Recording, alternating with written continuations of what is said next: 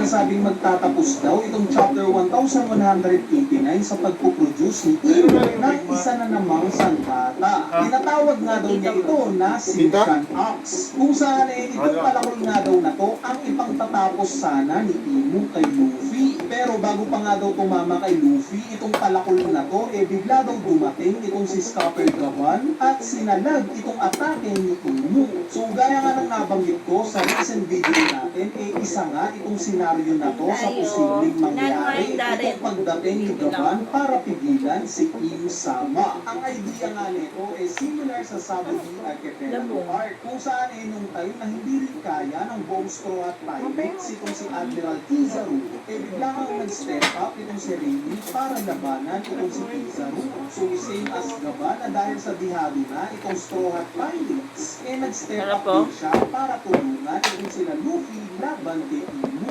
Anyway, ayan na nga yung may spoiler review natin para sa paparating na chapter 1159.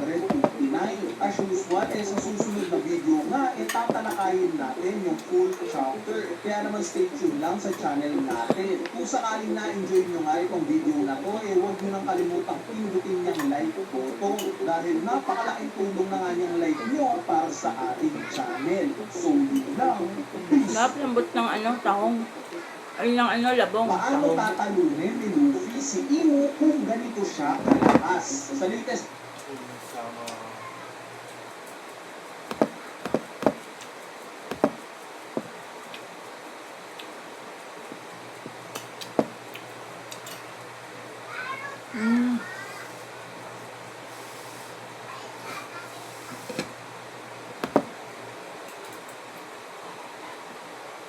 Yan. Yan. Ito. Ay, kung Uy! Alas 12 nyo! Sinunod ka pa na!